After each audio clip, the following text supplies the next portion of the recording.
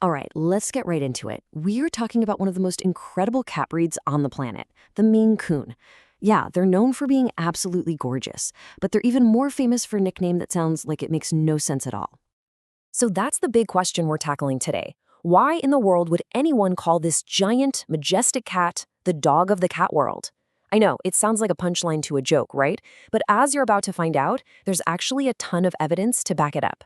So let's break down exactly what's going on behind this famous name. Okay, so the very first piece of this puzzle is what you could call the gentle giant paradox. It's this fundamental contradiction between how they look and how they act. And honestly, it's the foundation for everything else that makes them so dog-like. And this slide just lays it out perfectly. I mean, look at this. On one side, you've got this almost intimidating appearance. We're talking a muscular build, cats getting up to 28 pounds, and stretching out to 40 inches long. But then you look at their temperament, and it's the complete opposite. They are famously sweet-tempered, incredibly gentle, and just so patient. And that gentleness is the absolute key. Think about it. A cat that big with a typical moody cat personality would be a nightmare. Their calm, reliable nature is what makes all their other dog-like behaviors even possible. So, that gentle nature we just talked about? Well, it opens the door for our next point, their social structure. It looks a whole lot less like a lone wolf feline and much, much more like a member of a canine pack. This chart really shows you just how different they are. Your typical house cat, often solitary, can be pretty aloof. But the Maine Coon, they're people-oriented, super social, almost pack-like. A normal cat might see a stranger and vanish under the bed. A Maine Coon, they're often friendly with guests, with kids, and get this, even with other dogs. This is a huge departure from the norm, and it's a massive reason they get that canine comparison. And here's the really crucial point. Their affection isn't just about sitting on your lap. You know, most cats want to be on you or at least near you. A Maine Coon wants to be involved with what you're doing. They'll follow you from room to room, watching you do the dishes, supervising your work. They want to be part of the action. That desire for active participation, that is classic dog behavior. So what gives them the ability to be so social? Well, it really comes down to one word: confidence. Their sheer size means they just aren't easily scared. While a smaller cat might bolt when the doorbell rings, a Maine Coon often trots right towards the door to see who's there. They act less like a skittish little animal and more like a confident member of the household, which is exactly why they often end up being the official welcoming committee for pretty much everyone, dogs included. All right, now this is where it starts to get seriously surprising. Let's talk about their intelligence and their trainability, which pretty much shatters every stereotype you've ever had about what cats are willing to do. Just look at this list. These are commands we almost only associate with dogs.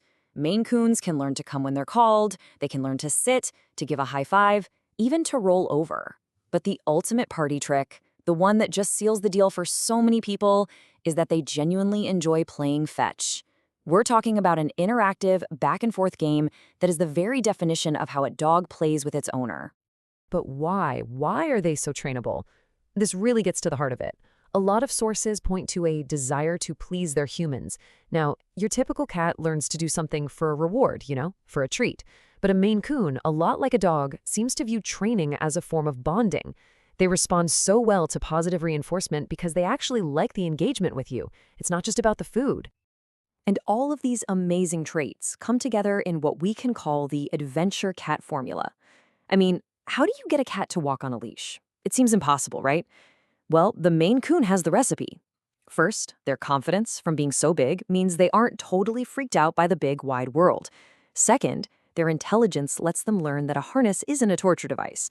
And third, and this is the most important part, their social motivation means they actually want to go on that walk with you.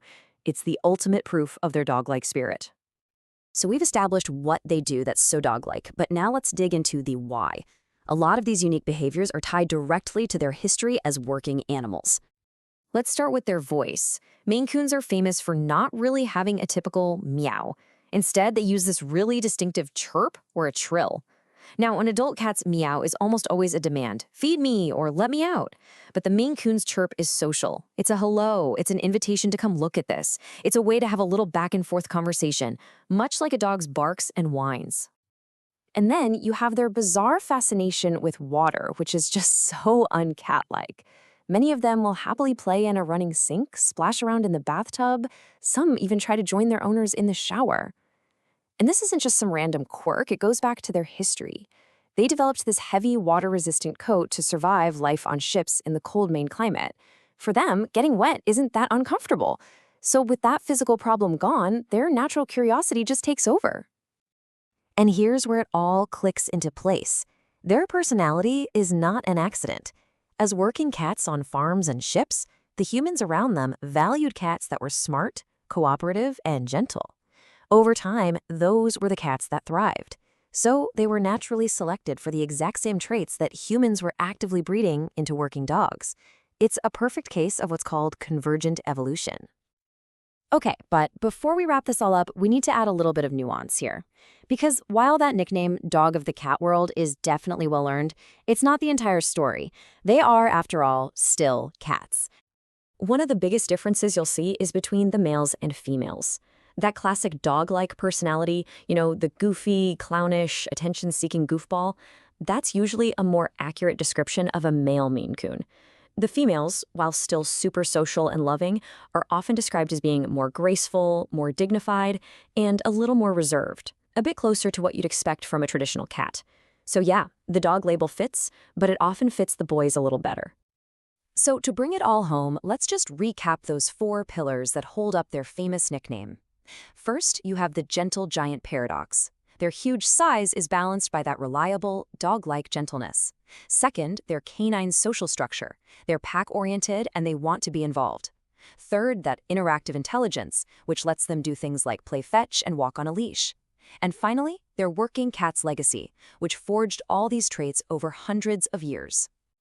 Which really leaves us with one final question to chew on. After looking at all the evidence, is the Maine Coon really the perfect hybrid of cat and dog, the best of both worlds? Or have they actually evolved into something else entirely, a unique category that's all their own? It's a pretty fascinating thought to end on.